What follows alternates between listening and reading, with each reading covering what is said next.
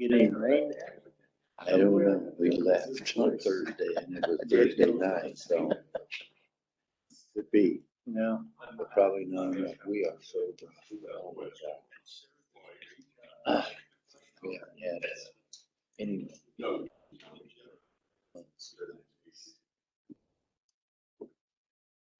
Sarah, are you ready?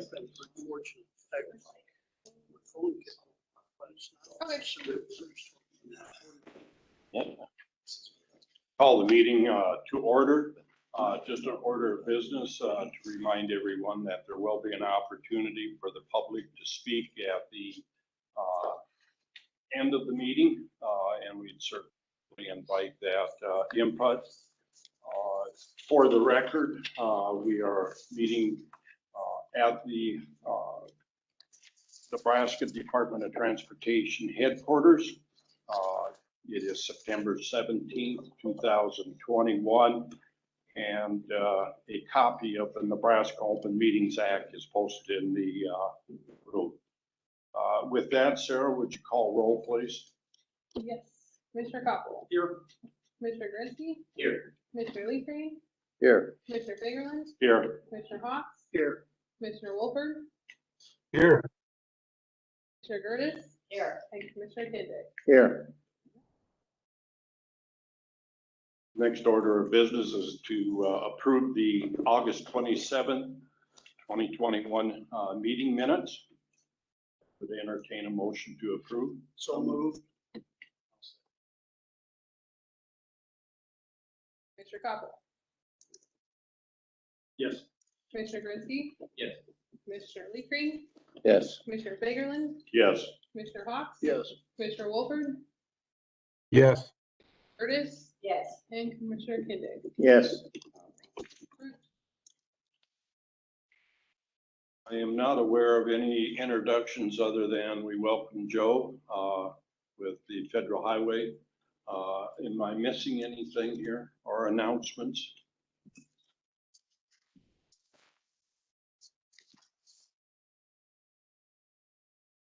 With that, we'll ask John Selmer to make the director's remarks. Thank you and good morning, commissioners. It's my pleasure being here. It's quite surprising that we're already entering into fall. This was a very fast summer for me, especially being new in my position, but I'm sure for all of you, it's gone quicker than you'd like to have seen. With that, our projects are starting to wrap up, or maybe they're even getting much more busy in terms of trying to wrap up. With that, I want to remind everybody of our safety initiative, buckle up, phone down, that especially at this time as the vacation season hopefully is wrapped up, but people are still out there traveling, trying to get to places that we remind each other just of full attention to driving on the roads for your safety and employees of our partners out there providing a great transportation system. Myself and a handful of us, we just got back from Salt Lake City and Washoe. It was our meeting, Western states in which our partner states get together and discuss policy issues. And one of those is the infrastructure bill. I found out how the acronym is pronounced now. It's EJA, supposedly. So we're still waiting to see what happens in terms of the September 27th vote. I think in the beginning of the meeting, I think there was a lot of hope that we might see some action. And then towards the end, I was getting more information that maybe it might be continuing resolutions. And I'm sure all of you have probably read the news articles or seen some of the discussion that's happening in DC wrapped around this bill along with a larger spending bill. So we're keeping our fingers crossed. We're hoping that can get passed or some form of it. If not, hopefully there'll be a continuing resolution because as I brought up last meeting, there is some concerns about the balance within the Highway Trust Fund. And we're fast approaching a deadline of beginning of October as to whether some financial management might need to which just partial payments would be reimbursed to states until some type of funding action occurs with Congress. I also had mentioned last meeting about some roundtables that we had participated in or were going to. Those did occur August 30th. Three communities, Fremont, Columbus, and Norfolk, which I thought they went very well. Was traveling with the governor on that, in which we explained the progress being made on the expressway system, along with the funding that's allocated to do those, along with other priority projects. But it was a good dialogue. I think a good, open, and transparent. We got some great feedback from the communities. Based on that, I believe Senator Cloterman thought maybe we should be looking at York and having one. I think we're looking at this, trying to set up something. That would just be participation with the department and speaking about the expressway there. While projects are wrapping down, we're getting for the next cycle in terms of preparing lettings for future, and hopefully again we can get some funding that's assured to us for the next season. But we're also required by our legislature to provide different types of reports and present them at a hearing with the Appropriations Committee, basically looking at our needs for the next 20 years, in which we'll present that data along with our experience with the funding due to TIA, Transportation Innovation Act, and the Build Nebraska Act, BNA. There's also was a requirement in the last legislature to really more closely tie that a little bit with the progress on the expressway systems.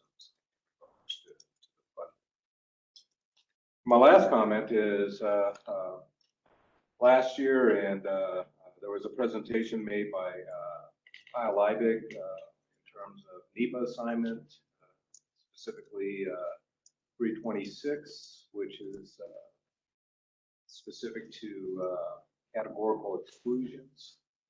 The department engaged on a process of looking at obtaining assignments so that we would be responsible for the documents, those types of documents on our projects. That work began many years ago, over 3 years ago.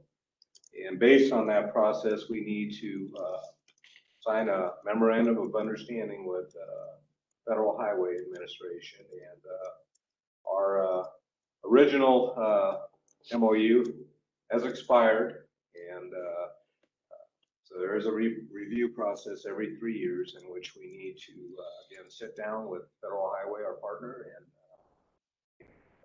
discuss how it went, how we can improve. And what I'm glad to say is that you know, we worked through it. I think part of that process started prior to my coming here, and today is I think part of a celebration actually too. So Joel Warning's here with Federal Highway, and we just got through the reevaluation and are prepared to sign an MOU for the next 3 years. So what I'd like to do is invite Joe up, and we can sign that document here, and it would be the start of the next 3 years. And you know, for us, it's very important. Categorical exclusions are probably about 85–90% of our projects, and so this is a great thing and a great way that we can partner with Federal Highway Administration. So,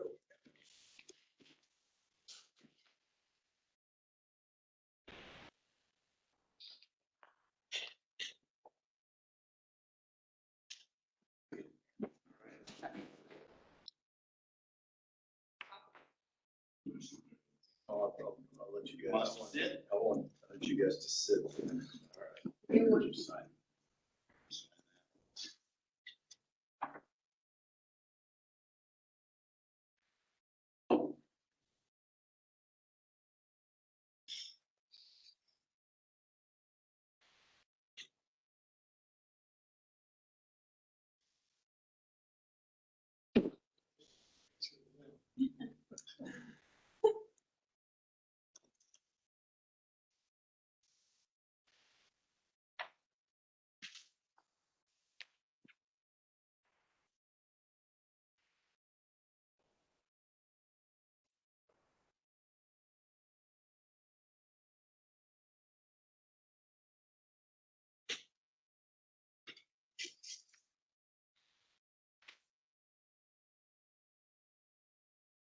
Just for the record, we invited a bunch of our division heads and the departments.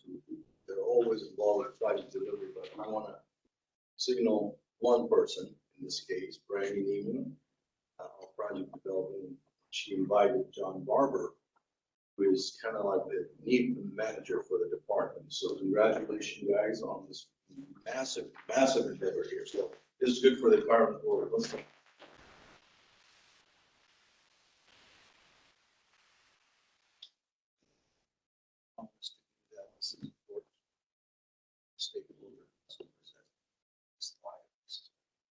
You guys want a copy? I hope so.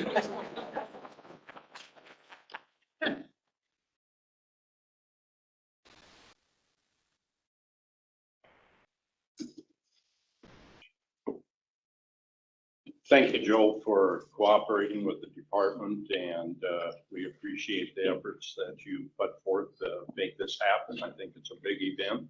I think all the commissioners will agree with this, that we are excited to have you having the teamwork with us that you demonstrated. So thank you. Appreciate it. Thanks. With that, I think it would be appropriate to open it up to any questions that the commission may have concerning this. I know one of my shortnesses is I forget how monumental this is, but maybe we could just take a minute to explain exactly what this teamwork does to make the projects more streamlined in the state of Nebraska. So if I could just open that up to John or any member here. Sure, I can address it. John mentioned some of it, probably 90, I don't know, looking back at the team here, probably over 90% of the projects. Anytime there's federal dollars or federal permits involved, you have to clear things environmental. So National Environmental Policy Act, or NEPA, you got to get an environmental document.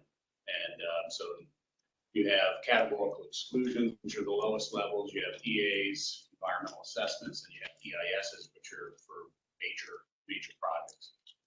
And so 90% of the projects, federal projects that are advanced in Nebraska, are cleared through categorical exclusion, which over 90% are processed that way in Nebraska. So what NEPA assignment does is it assigns those actions to a state DOT so they can process it essentially on their own without federal highway involvement. And obviously, when you have other agencies involved, whether they're federal agencies or state agencies, it's one more step in the process. So if you can take an agency out, such as federal highway, it obviously will reduce that coordination that's required. So what NEPA assignment allows state DOTs to do is to process the environmental documents by itself without FHWA involvement, except at a programmatic level, because we ultimately still have an oversight function. The day-to-day processing and approval of that has been granted to NDOT through this memorandum. Hopefully that answers the question. Just a question, Joe, then. So doing that process here locally, is it just the categorical exclusions that are done, or is it the environmental assessment? Is it the whole process that's done? There's two programs. And this is just a statutory reference, but there's what's called the 326 program. 326 is actually the number of the statute, and then there's which is just for the categorical exclusions. Okay. And then there's the 327 program, which would include all environmental documents, even environmental assessments and EISs. And there's been discussions, as maybe has been reported to the commission. There's been talks about possibly going for the full program, but we haven't gotten there yet.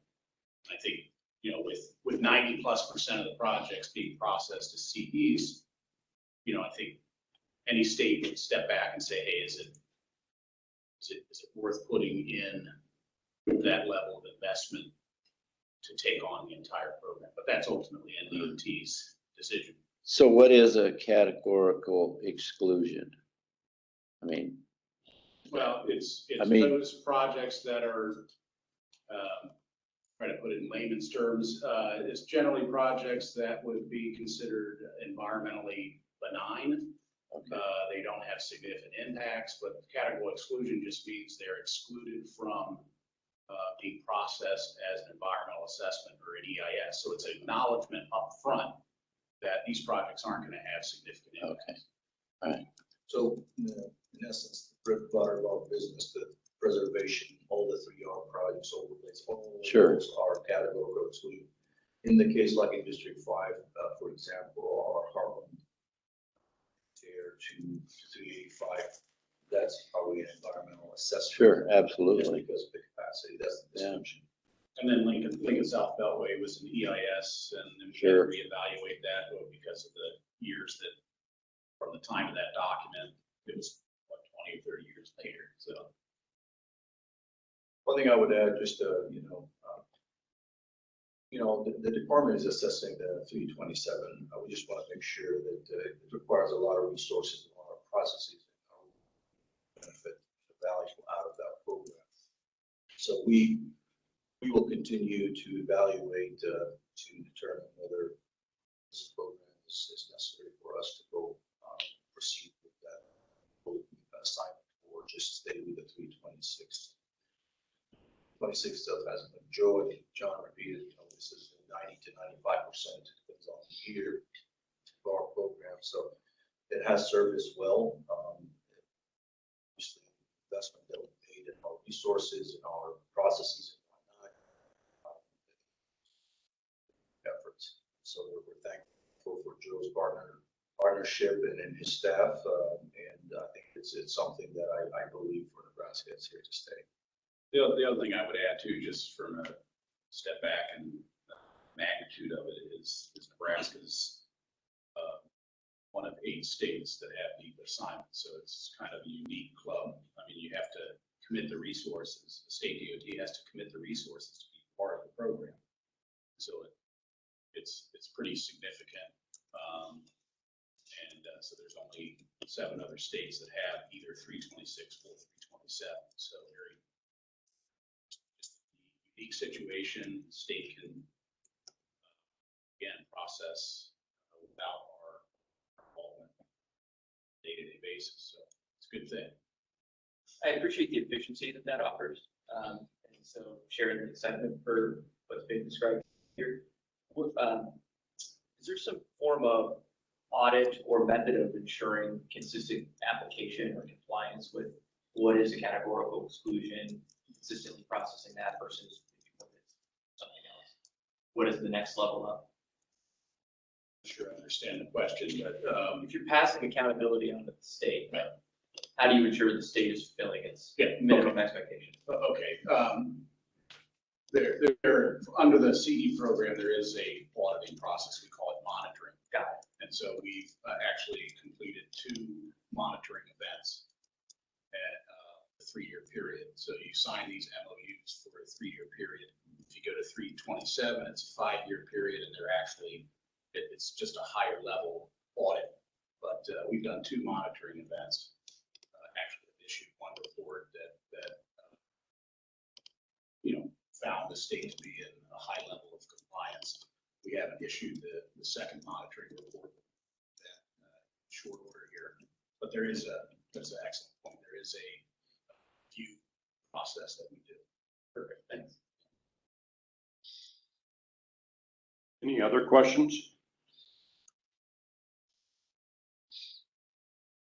If not, I think we'll move on to the next item. And Mike, you have 2 updates. So rather than reintroducing you, we'll just read off the 2 project updates. One being US 281 West, and the second is a Hastings Southeast project. So with that, Mike, we'll turn it over to you.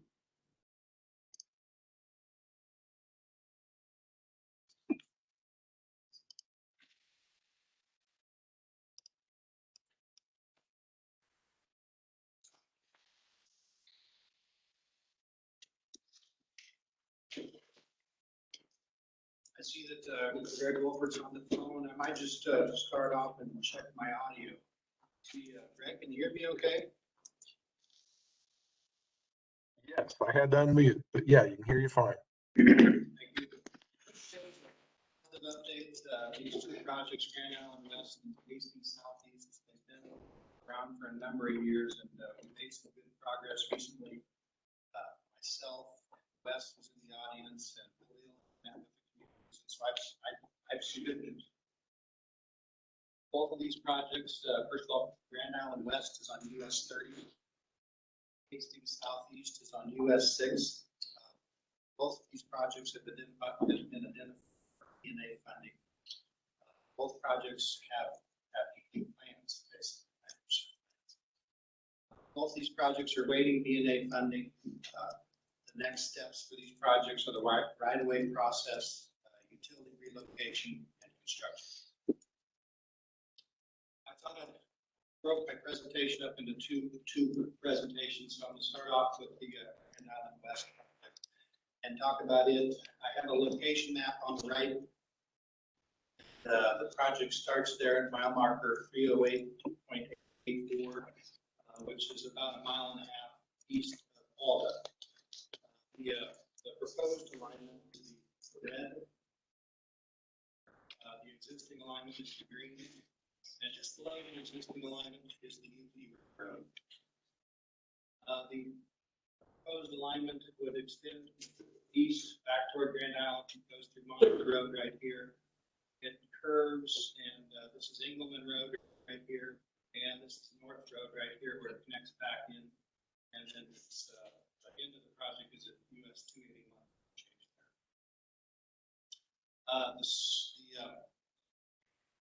Project recently, there has been some interest in the project. In fact, we've got some of the local businesses that have raised questions. Most of their questions are about the schedule. When are we going to build the project? Because they have improvements that they want to do to their business, and they want to know when we're finished to build the project. The purpose of the project is to add capacity. Also to prepare for plan development. In fact, Grand Island West has been under development for a number of years. There have been some developments come in. In fact, it has required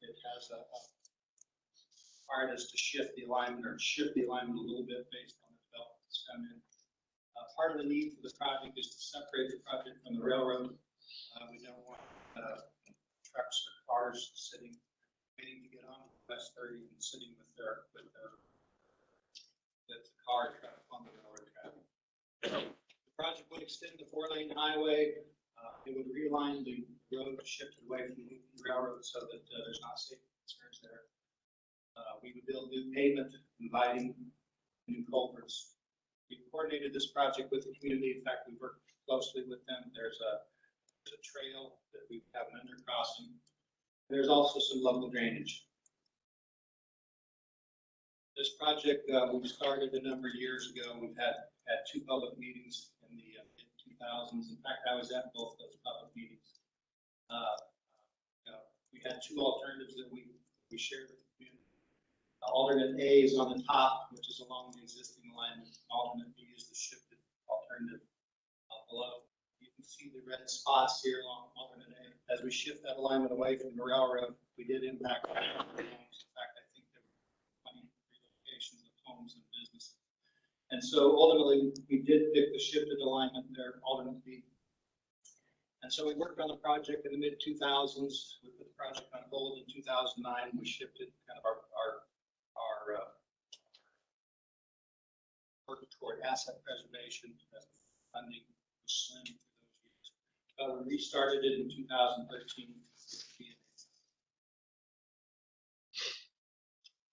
This gives you an idea of what the typical cross section would look like. We have a rural section to the west, closer to Alda. We have 65-mile-an-hour speed limit out there. As we start through the curves, as we move toward Grand Island, the speed limit to 55 miles an hour. And, shift 45 miles an hour at Engelman, where we get into this urban typical cross section. Most recently, so we've had the 2 meetings in 2000, 2006, and 2008. Most recently, which has been 5 years ago, we held a public meeting, 2016. Public meeting, we had a lot of comments because we hadn't shared the project with the community for many years, and so there was a lot of comments. We were on a shifted alternative, and so there was questions about what the impacts would be to properties. And so based on the input that we got, we felt like we needed to go to the public and do one-on-one meetings. And so we set up about 15 to 20 one meetings with the businesses and with the homeowners. I thought that was a positive process because we did come up with some mitigation activities. We shifted the road a little bit to avoid relocations. We shifted it to shrink our footprint and then reduce the impacts to some of the homes. We agreed to, as part of this, as part of our commitment to the homeowners, there were some that had questions about the noise and shed close to some homes. And so we did make a commitment to build a berm and do some landscaping along the project in specific areas close to some of them. Most recently, the project, I would say, has been stalled for a few years as we're waiting for funding for the project. But we met with the city of Grand Island. It's been a couple months ago now. It was March, actually. Met with several administrators there with the city, and we wanted to verify they're still committed to this project, and they were. In fact, they banked $1.3 million toward their share of the project. Their share is about $4 million total, and the cost of the project is about $32 million.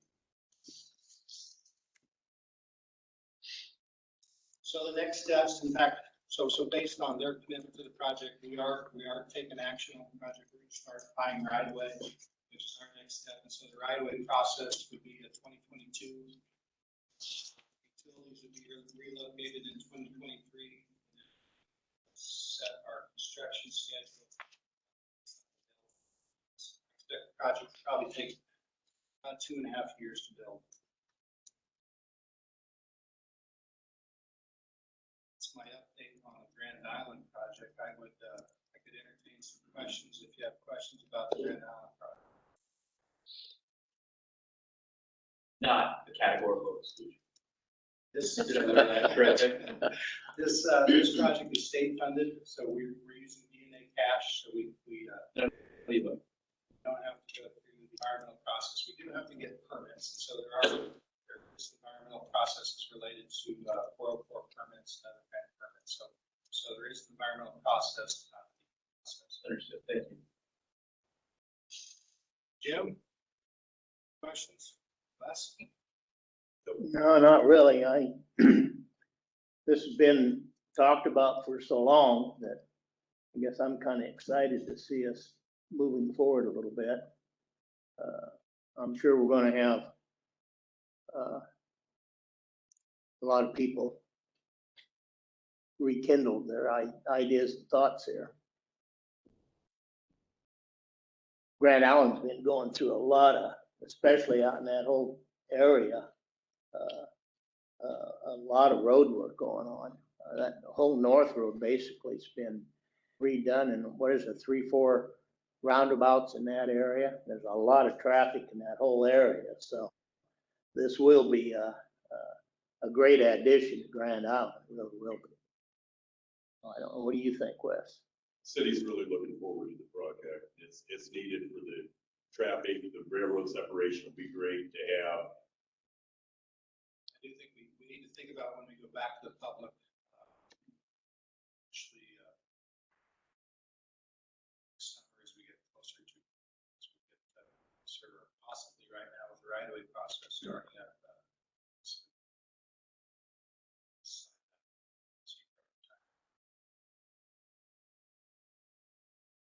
I'm going to move to Hastings. Hey, Mike, how long is the project? I guess I didn't, how, 2.5 years. I mean, how many miles are we I talking? believe it's around 4 miles. 4 miles? Sure, yeah. I moved to Hastings Southeast. I have a location map there on the right, and you can see the perspective of the community. It is the southeast quad, just describes South Street, West Street, and this is here on the right is looking south down Elm Street. This right here is Big Dally's Deli. So it kind of puts you at the location there. That's the intersection. Again, this project has had some interest from the local businesses. We communicated, we're going to build a project. We have some business relocations and some homes, and so they really wanted to schedule this too. So there has been some questions about the project. This slide just gives you kind of a look at the neighborhood. It's quite developed there in the Hastings area there on the right. Businesses, homes. As you move to the east toward Showboat, it gets a little bit more industrial, a little bit more rural. Actually, to the south right here, it gets a little bit rural in that area. The map on the right shows the location map, just to kind of hone in on the area. South Street is east-west, and Elm Street is north-south. The green is a detour for free traffic when we build the project.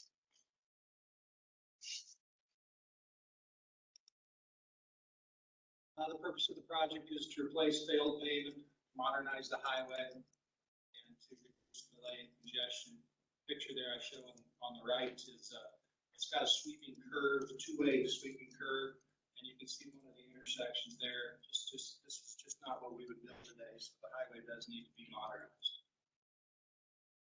The scope of the work would be to increase capacity, build new pavement, add a two-way left turn lane in the center to reduce rear-end type crashes. Also, there's very few sidewalks along this corridor, sliding either. There's virtually no storm sewer system, so we would have.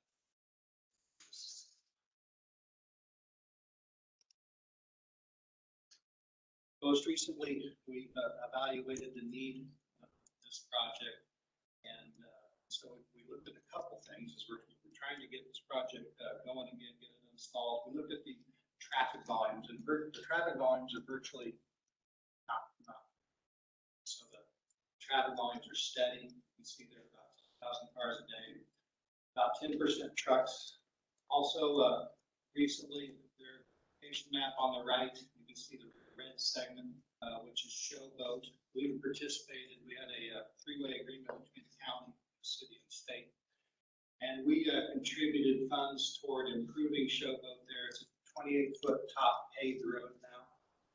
We participated because we plan to use that as our detour. So we contributed money to the project. With this improvement, trucks are actually now using this alternate route. I don't know what percent, but many trucks are using the alternate route instead of continuing through town and continuing through this intersection here at South Street now. Pavement still needs to be replaced, of course, but it made us kind of look back again at our typical cross section, because potentially we don't need to expand it the way it's proposed. So you can see the top is what we had originally proposed, 2 lanes in each direction with a center 2-way turn lane.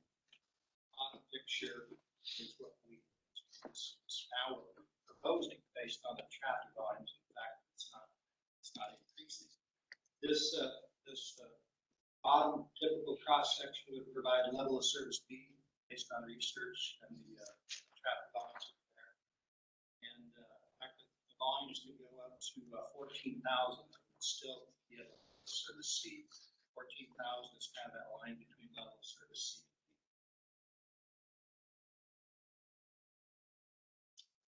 Just to give you an idea of how this change from a 62-foot back curve to a 44-foot back curve changes the impacts to properties. This is a picture kind of on the east end of town, and so we've laid out the 44-foot, and essentially the 44-foot would be putting the pavement back where replacing the existing pavement, right over the top of the pavement. And so it reduces the need for relocations that we had our right-of-way impacts, to reduce the cost of right-of-way.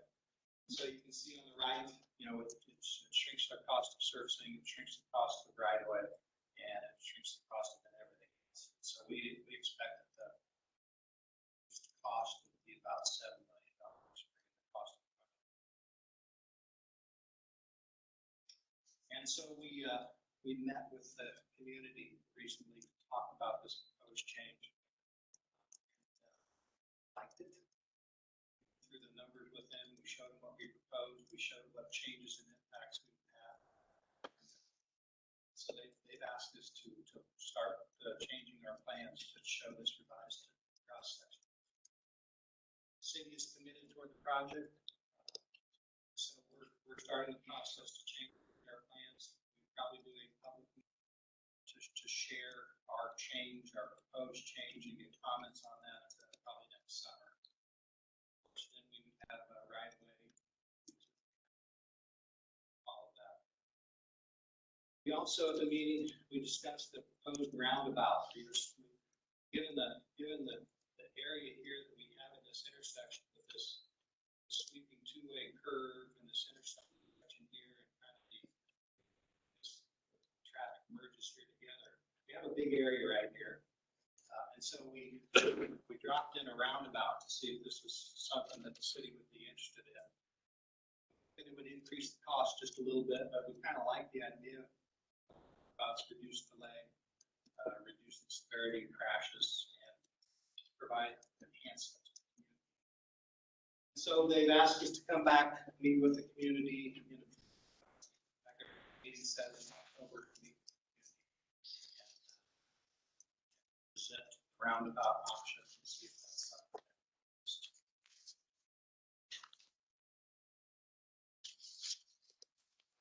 Includes my presentation on Hastings Southeast. Questions about Hastings. I think all in all we made good progress on both these projects. Projects and steps planned now to get them installed. Mike, I have a question back on your Grand Island project, actually not on Hastings, but so what will happen? Will you relinquish Old Highway 30? That'll be part of it, yes.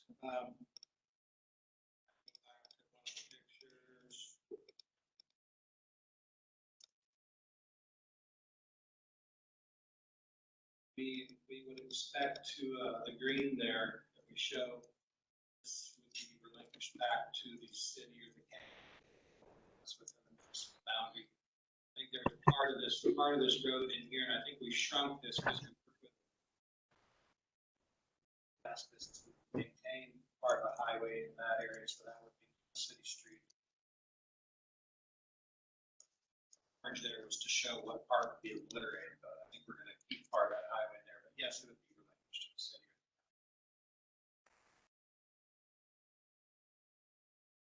Mike, isn't it true that we actually have a relinquishment agreement with the city? I believe we do with the city. The county, I'm not for sure on. We have an agreement. Probably in their city agreement, just doesn't define the exact limit yet. Defines that we expect.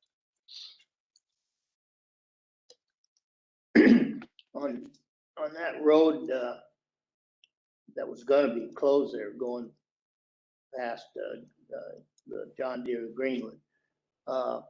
That's gonna be the city's? Correct. Yeah, okay, We did sit down, this is where green line is right here, right. John Deere, and we did sit down and meet with them. In fact, I think we might have adjusted the alignment just to try to fit their needs. And they asked us to leave the old road in, and so we made a connection to the old road to be right there in front of their shop. So we did meet with them. Because originally that was gonna be all tore out, wasn't it? Yeah. So.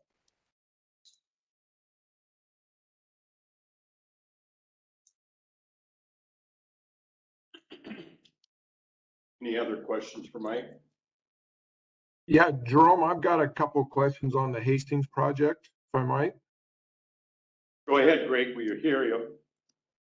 Okay. The first thing, Mike, you showed 30-year traffic count and the traffic didn't change. on that, on the east Highway 6 there. Is that seems kind of odd that it doesn't change. And the second thing I would ask that has to do with traffic counts, right on the very east end of this project, CPI just put in a huge liquid fertilizer facility that's gonna have somewhere between 2,500 and 5,000 trucks a year going in and out of that thing. Is that accounted for in all this? And that liquid facility just came online this summer, liquid fertilizer. The facility you're talking about is right there at Showboat, which is kind of at the end of our project. Yep. Traffic counts are shown the same each of those years. Sometimes they show them the same if they're actually declining a little bit. We'll show them as the same. And so potentially these traffic counts were declining. The traffic count numbers that I'm showing are the numbers between Elm Street and Showboat. So as you get west of Showboat, there was a slight increase in traffic estimates as we go out 20 years, but it wasn't significant, Greg, but there was a slight increase east of Showboat. Well, on that same token, you're spending $30 million on a new road that is already starting out at level of service B to C, according to your presentation. Yes. Is that common for the department to put this kind of investment into a facility that starts out with a level of service between B and C? I mean, that raises a question in my mind. We designed for the 20-year forecast. We don't always get a level, we don't always just design for a level of service A. We designed for a 20-year forecast, and we see that through the length of this project, single lane in each direction serves the volumes that we estimate. Okay. Commissioner, if I may, this is Khalil. Just keep in mind first, the asset conditions of that segment is also driving some of our decisions. So that's one. The community with the 3-lane, typically a 3-lane design can accommodate 12 to 13, in some cases 14,000. And so I think, the combination of the traffic, when we look at that, a 5-lane is not, with the impact to the business, to the community, we're not really gaining that value, given the traffic counts that we're seeing. And Mike mentioned that that detour that ultimately it was intentional work with the city and the county, obviously. Having that investment paid dividends, because we're seeing quite a bit of shift of traffic. And I think that's, to me, is where I believe the city have done some work. If you remember a few years back, they've done a truck route to the north. They're considering this now to the south. So ultimately, we're going to see a lot of that traffic shifting in a different direction from this, segment that we're describing to you. So I believe that, through the practical design approach and coordination with the community, when we provide a newer facility that has the lighting, the sidewalk, nice urban 3-lane, it still served everything else that they needed outside just the norm of the level of service. Okay. One thing, Khalil, you might just enlighten the commission on is, the original 4-lane design. You can correct me if I'm wrong, but as a first-class city, Hastings had to pay 20% of that cost, and which on $30 million is $6 million. And with a 3-lane design, it's 100% state cost.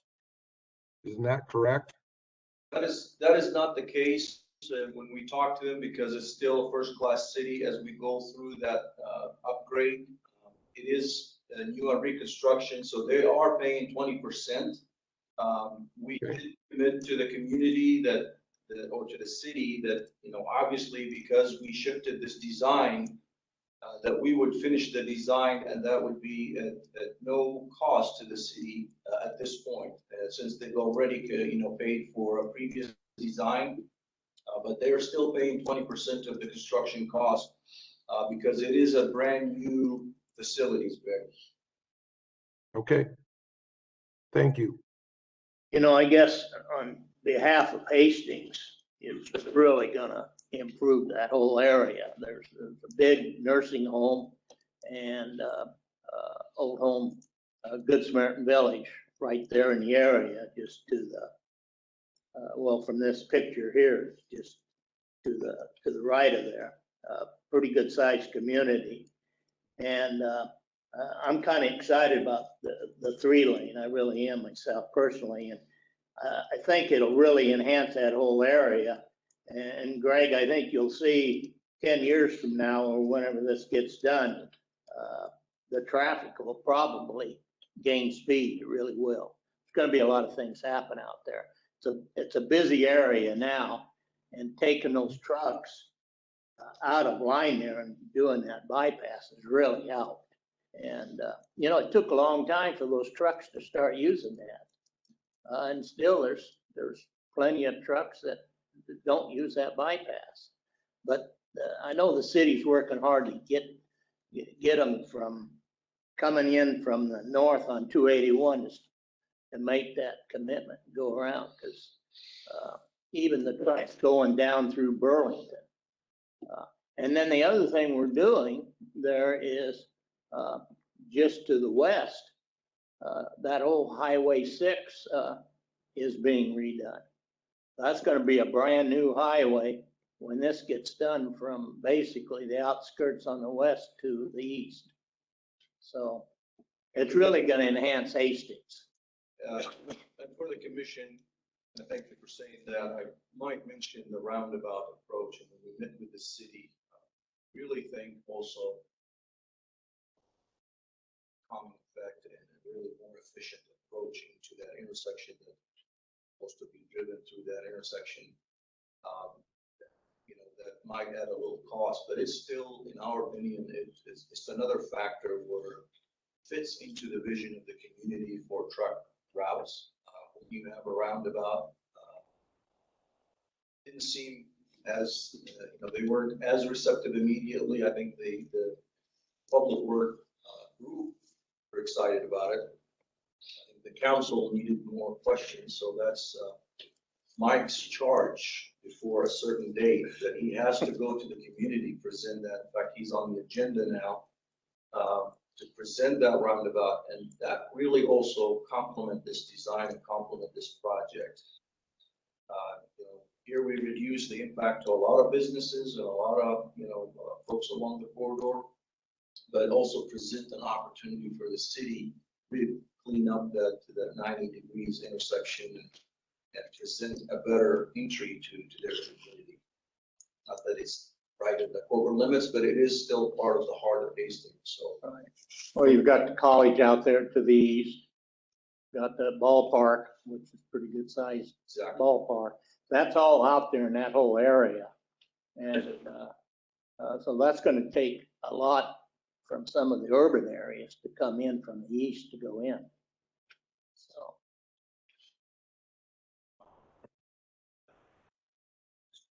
Little kind of hinted at this, not that I don't enjoy coming and speaking to the Highway Commission, but I expect today will be my last Highway Commission meeting. My wife and I are going to go climb rocks for the rest of my career. And, this is a picture. We went to Las Vegas a few years ago, and that's the town of rocks. My wife is retired, and I'm getting ready to retire also. Certainly, it's been great. It's been a great career here at NDG. I've been here for 38 and a half years. Started in Norfolk, Nebraska. My first assignment was to take this little hard hat and to clean it so that I could wear it into the future. And so I spent several hours cleaning my orange hard hat. July 13th, 1980. It's been a great career. Drive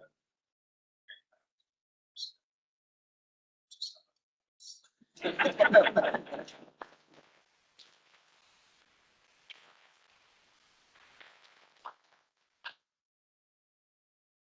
might for a long career.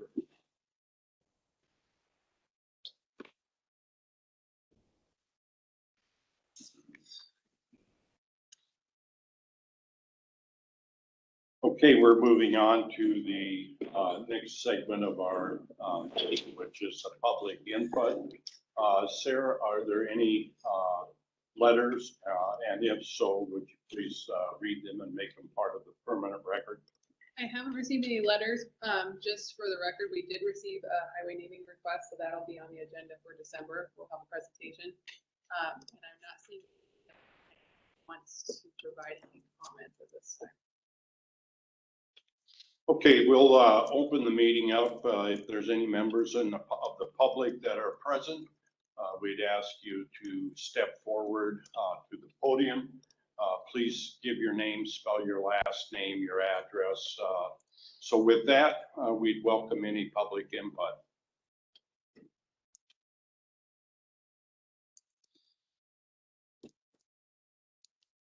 It appears, unless I'm missing someone, that we do not have anyone from the public that would like to speak. I would just like to make a couple of remarks. First of all, I want to congratulate the department for having successful interaction with the federal highway. Joe, we appreciate your help. I think the state of Nebraska should be proud of the fact that we're one of 8 states that are participating in this.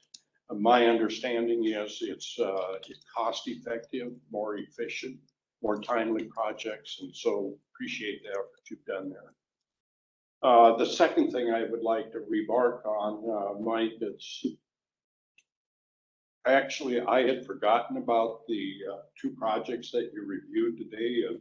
And I don't know if that's a sign that I need to join you in retirement or just long ago, but it is good to see the projects coming back and resurfacing and getting done. I know it's been a struggle. It's been a struggle for us to sometimes take a little bit of heat from the public because it never happens. But statewide right now, my observation is there is a number of projects going forward, and we appreciate the effort. And I guess my message to you, Joe, is keep those federal funds coming because we can sure use them. So with that, Sarah, public meeting calendar? We have a public meeting coming up on October 19th in Milford with a project going through the Main Street. That'll be Milford Fire Department. We have another meeting that's being planned, that hasn't been scheduled yet, in North Bend. I'm guessing it's probably gonna be in October as well. Other than that, the next scheduled Highway Commission meeting is next month, October 22nd. We will be in the book.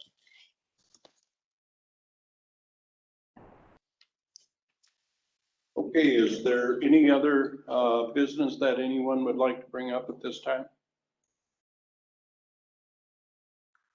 If not, I'd entertain a motion that we close the meeting. It is, okay, got it. Thanks, everyone.